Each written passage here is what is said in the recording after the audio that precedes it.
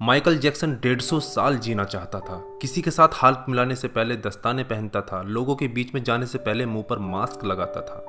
उसकी देखरेख करने के लिए उसने अपने घर पर लगभग 12 डॉक्टर नियुक्त किए हुए थे, जो उसके सर के बाल से लेकर पांव के नाखून तक की जांच दिन प्रतिदिन किया करते थे। उसका खाना लेबोरेटरी में चेक होने के बाद उसे खिलाया जाता था।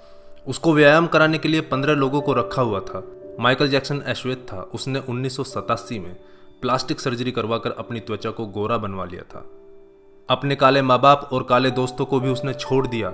गोरा होने के बाद उसने गोरे माँ बाप को किराए पर लिया और अपने दोस्त भी गोरे बनाए। शादी भी गोरी औरतों के साथ की।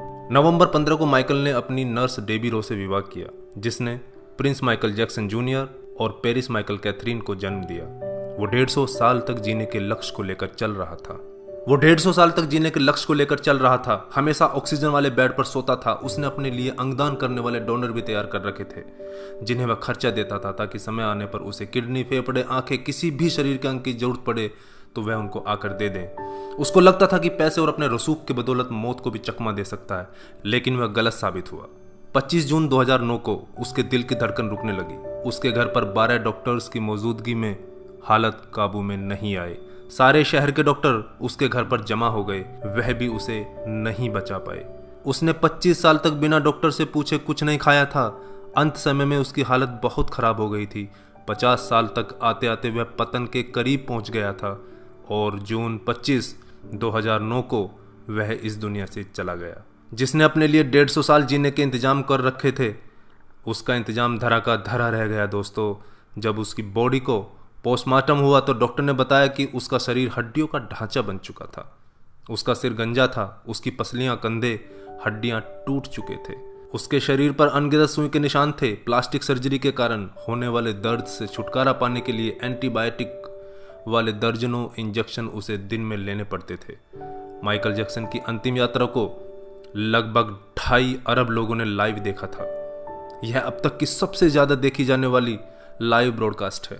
माइकल जैक्सन की मृत्यु के दिन यानी 25 जून 2009 को 3:15 पर विकिपीडिया, ट्विटर और इंस्टा मैसेंजर सभी क्रैश हो गए थे। उसकी मौत की खबर का पता चलते ही गूगल पर 8 लाख लोगों ने माइकल जैक्सन को सर्च किया।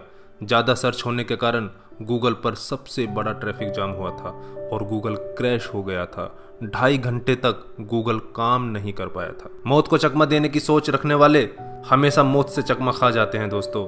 कुल मिलाकर सार यही है कि बनावटी दुनिया के बनावटी लोग कुदरती मौत की बजाय बनावटी मौत ही मरते हैं। क्यों करते हो गुरूर अपने 4 दिन के ठाठ पर? मुट्ठी भी खाली रहेगी जब पहुंचोगे घाट पर। क्या हम builders, interior designers, caterers, decorators के लिए कमा रहे हैं दोस्तों? हम बड़े बड़े कीमती मकानों और बेहद खर्चीली शादियों से किसे इंप्रेस करना चाहते हैं? क्या आपको याद है कि 2 दिन पहले किसी की शादी में आपने क्या खाया था? जीवन के प्रारंभिक वर्षों में क्यों हम पशुओं की तरह काम करते रहते हैं और काम में जुटे रहते हैं? कितनी पीढ़ियों के खान पान और लालन पालन की व्यवस्था हम करना चाहते हैं? हम में से अधिकांश लोगों के 2 बच्चे हैं, बहुत का तो सिर्फ एक ही बच्चा है। हमारी जरूरत कितनी है और हम कितना पाना चाहते हैं, इसके बारे में जरा सोचिए। क्या हमारी अगली पीढ़ी कमाने में सक्षम नहीं है जो हम उनके लिए ज़्यादा से ज़्यादा सेविंग कर देना चाहते हैं? क्या हम सप्ताह में 1.5 दिन अपने मित्रों, अपने परिवार और अपने लिए स्पेयर नहीं कर सकते? क्या आप अपनी मासिक आय का 5% अपने आनंद के लिए, अपनी खुशी के लिए खर्च करते हैं? सामान्यतः जवाब नहीं में ही होता है। हम कमाने के साथ साथ आनंद भी क्यों नहीं प्राप्त कर सकते दोस्तों? इससे पहले कि आप स्लिप डिस्क का शिकार हो जाएं, इससे पहले कि कोलेस्ट्रॉल आपके हार्ट को ब्लॉक कर दे, आनंद प्राप्ति के लिए समय निकालिए मेरे दोस्तों। हम किसी प्रॉपर्टी के मालिक नहीं होते, सिर्फ कुछ कागजातों, कुछ दस्तावेजों पर अस्थायी रूप से हमारा नाम लिखा होता है। अगर भगवान ऊपर है तो वो हमें देखकर हंसता होगा। वो सोचता होगा कि हम कैसी कैसी बातें करते हैं जब हम कहते हैं कि मैं इस जमीन के टुकड़े का मालिक हूं। किसी के भी बारे में उसके शानदार कपड़े और बढ़िया कार देखकर राय कायम मत कीजिए। हमारे महान गणित और विज्ञान के शिक्षक स्कूटर पर ही आया जाया करते थे। धनवान होना गलत बात नहीं है, लेकिन सिर्फ धनवान होना गलत है। आइए जिंदगी को पकड़ें इससे पहले कि जिंदगी हमको पकड़ ले। एक दिन हम सब जुदा हो जाएंगे, तब अपनी बातें, अपने सपने हम बहुत मिस करेंगे। दिन, महीने, साल गुजर जाएंगे, शायद कभी कोई संपर्क नहीं रहेगा। एक रोज हमारी बहुत पुरानी तस्वीर देखकर हमारे बच्चे हमसे पूछेंगे कि तस्वीर में ये दूसरे लोग कौन हैं। तब हम मुस्कुराकर अपने अदरस आंसुओं के साथ बड़े फक्र से कहेंगे, ये वो लोग हैं जिनके साथ मैंने अपने जीवन के बेहतरीन दिन गुजारे थे। मेरे दोस्तों, जीना सीखिए। धन्यवाद। जय हिंद।